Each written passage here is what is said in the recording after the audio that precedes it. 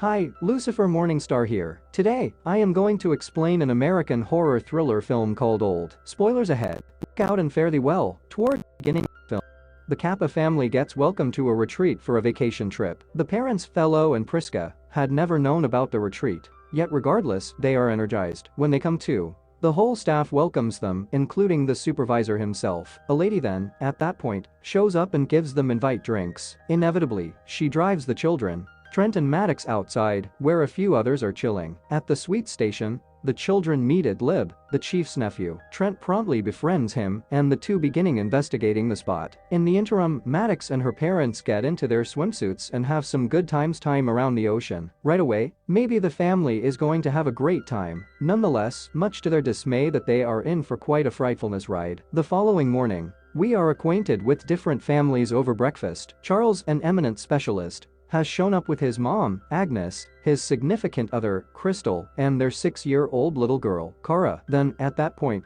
there is the Carmichael couple comprising of Jaren and Patricia. The last option is experiencing epilepsy, which frequently makes her have seizures. Indeed, even today at breakfast, she encounters a vicious seizure. Yet fortunately, the specialist, Charles, helps her up. In the meantime, the retreat director moves toward the Cappa family and enlightens them regarding a lovely oceanside that lies only 5 kilometers from here. He likewise specifies that he has previously organized a vehicle and different fundamentals for their excursion. Fellow and Prisca are confounded on why they are being dealt with like sovereignty. Regardless, they concur. Not long after, the family sheets the transport and prepares for their excursion. Regrettably, Chris and his family additionally participate, making the excursion not all that select. Sooner or later, they drive past a door that obviously says forbidden. None of the visitors notice it, as they are too up to speed in their own exercises. When they arrive at the stopping point, the driver drops them off and focuses them toward the ocean side. He doesn't actually try to accompany them there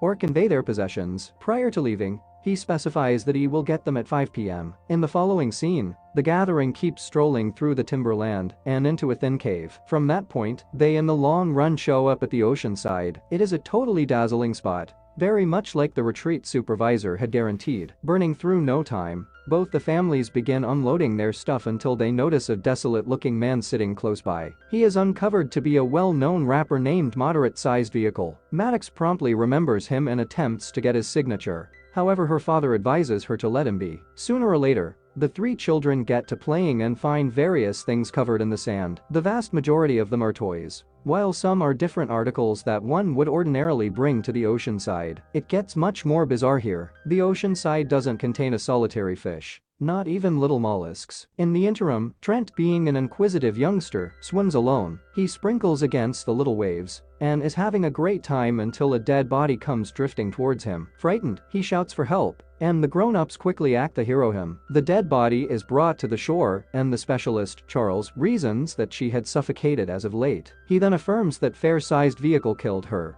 as there was no other person on the ocean front when they showed up. The allegation turns out to be much more convincing when vehicle is seen draining from the nose, showing that he had a battle with the lady. The last option attempts to make sense of that he didn't have anything to do with the occurrence. However, nobody trusts him. In the interim, the young man, Trent, continues to grumble that his bathing suit feels more tight. Charles's mom, Agnes, additionally says that she is experiencing issues and relaxing. Detecting that something terrible is occurring, Charles has a go at calling for help, yet there is no sign nearby. All at once, the couple from prior, the Carmichaels, show up there.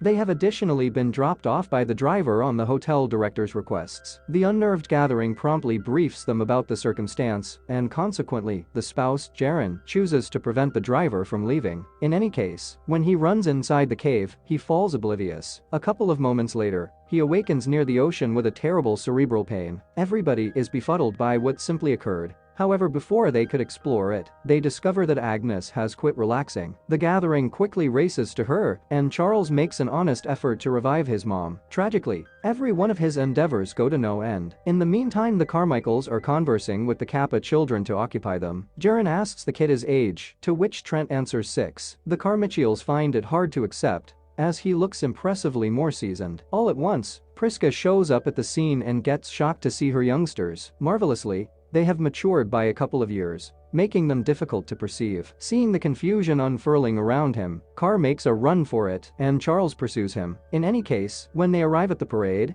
they shut down and recapture cognizance back on the ocean front. Seeing this, a stressed Prisca declares that they ought to find one more way out of the spot. Sadly, every time one of them gets close to the enormous ravine, they black out and wind up around the ocean once more. This implies that they are caught for good with 2 dead bodies around them. To exacerbate the situation, the youngsters are maturing quickly to such an extent that finding new garments for them will be troublesome. Alarm sets in, and the grown-ups begin conceptualizing on what to do straight away. The Cappas accept that an infection is causing every one of the irregularities, while Charles, who has begun becoming neurotic, makes a cut all over with a blade. Shockingly, the cut gets mended immediately, as though it won't ever exist. Sooner or later, Maddox removes Carr and gets some information about the spot. The last option guarantees that he is pretty much as dumbfounded as them. As the two settle in talking, Carr uncovers that he experiences an uncommon condition, which prevents his blood from coagulating. In the interim, the grown-ups additionally find that the young lady they found dead on the ocean front was experiencing sclerosis. All of a sudden,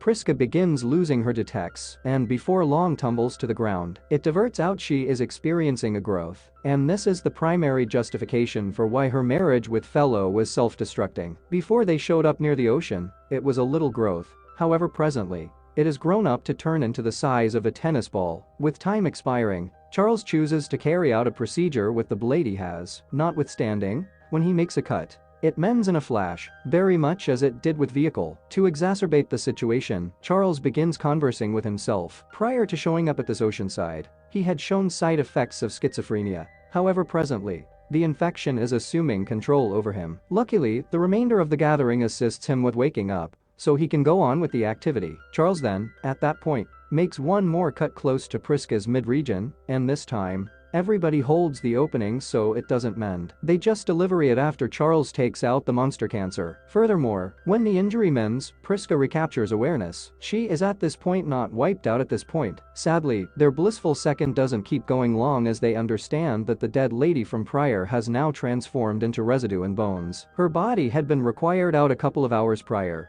yet some way or another, it is totally decayed. Prisca, who is a historical center caretaker, looks at the bones and makes sense of that something like this requires no less than 7 years to decay. This is the point at which the gathering at last understands that time is moving quicker on this ocean side. Prisca computes it definitively and presumes that 30 minutes here is identical to an entire year in human existence. Somewhere else, the children, Trent and Cara, are seen chomping on the excess food. At the point when they return, everybody is stunned to see them full grown. Not just that, Cara is intensely pregnant with a youngster. Understanding that she might conceive an offspring at any point in the near future, Charles and the others lay her down and get ready to get the child out. Crystal likewise needs to accompany her little girl. However, she drops because of nervousness. At the point when she awakens, she figures out that Cara has brought forth a child, yet it is presently dead. Time moved so quick for the child that it didn't be able to devour food and fabricate its muscles. Trent takes a gander at this and ends up being confounded, as in spite of being an adult, he actually has a similar outlook as a 6-year-old. Then again, Charles has begun to lose it. In one occurrence, he undermines Jaren to disappear, while in another, he advises his better half to put on cosmetics, saying she looks revolting. Charles in the end crosses the breaking point when he gets Carr and over cuts him with a blade. The unfortunate rapper doesn't be able to mend because of his condition, which keeps blood from coagulating. Crushed, Jaren chooses to cross the waves and call for help, saying putting his life in danger is superior to biting the dust here leisurely. After he leaves, Fellow gradually removes the blade from Charles, who, as of now, has become absolutely distrustful. Seeing this, he out of nowhere acknowledges something. Every one of the families that showed up at the ocean side shared something for all intents and purpose. No less than one of their individuals was experiencing an affliction. For example, Prisca had a cancer, Charles was experiencing schizophrenia, Carr had an interesting blood condition, while the dead lady was experiencing various sclerosis. Fellow then asks his significant other where she got the greeting card. Prisca uncovers that she got it on an irregular sweepstakes, which was on the rear of her drugstore receipt. This presumes that the retreat proprietors definitely knew their clinical accounts. In the following scene, when Maddox takes a dip, she goes over a dead body. Being that of Jaren is uncovered, he probably shut down inside the water and suffocated, like what befell the lady from prior. Seeing him, Patricia cries in desolation. while the leftover gathering turns out to be much more crushed as they have in a real sense no place to get away. Be that as it may, Caro would rather not surrender with such ease. She chooses to move up the ravine and nearly prevails in it. Tragically, similarly as she arrives at the top, she passes out and tumbles to her demise. Seconds after the fact, Patricia begins writhing fiercely, and she dies as well. Along these lines, 2 additional cadavers are added to the assortment. Before long, the day transforms into night, and the Cappa couple gradually begins losing their faculties. Right now, they couldn't remember why they are attempting to leave this wonderful spot. Then again, their kids have uncovered a book, which evidently had a place with individuals that preceded them. In it, the names of the relative multitude of individuals are referenced, alongside their addresses and afflictions. All at once, Trent's consideration is redirected by a light coming from the highest point of a slope. On a more critical look, he figures out that it is a camera. This implies that somebody is investigating them intently. In the meantime, Charles, who has turned into a ticking delayed bomb, gradually moves toward Fellow to polish him off. The last option can't see it, since he has become almost visually impaired. Before long, Charles lurches at him and starts slicing his body with a blade. Prisca is simply close by, however she can't hear it as she has become hard of hearing. Notwithstanding, when she ultimately figures out what's happening, she gets a corroded blade and assaults Charles with it. She figures out how to make a little cut on his arms, yet this is sufficient to kill him, as the rust quickly enters his veins. Somewhere else, the kin gradually enter the cavern where they run into a maturing crystal. She doesn't believe that anybody should see her ugly face, so she has a go at killing the youngsters with rocks. Be that as it may, when she takes a stab at getting a major one, her bones break. It promptly mends, however off course, misshaping her. Crystal kicks the bucket, a difficult demise soon after. After all the upheaval closes, it is just the Cappa family that is standing. They pull together close to the ocean side for one final time, and Fellow sincerely says that he cherishes his family a great deal. Saying this, he dies. Prisca likewise surrenders to her advanced age soon. The youngsters are upset, as without their parents, they are powerless. The following morning, they get up in their late 40s, realizing that they will likewise wind up like their parents. Trent and Maddox choose to invest the rest of their energy playing. They begin making sand palaces, and this is when Trent recalls that the retreat chief's nephew, Idlib, had given him a riddle to settle. Since they have a ton of time, Trent draws out the riddle and ultimately interprets it. It peruses, "My uncle could do without the coral." With this message, the kin understand that the corals have every one of the responses to their inquiries. Consequently, without burning through any time, they jump into the water and set out toward the corals. Before long, they go over a submerged passage, and as they attempt to get past it, Maddox's dress stalls out on a piece of coral. The scene then, at that point, slices to a man, noticing the ocean side from the slopes. He is, as a matter of fact, the driver who dropped the families there. Subsequent to affirming that everybody is dead, he calls his chief and briefs him about the circumstance. Then, at that point, he packs his assets and leaves. Following this,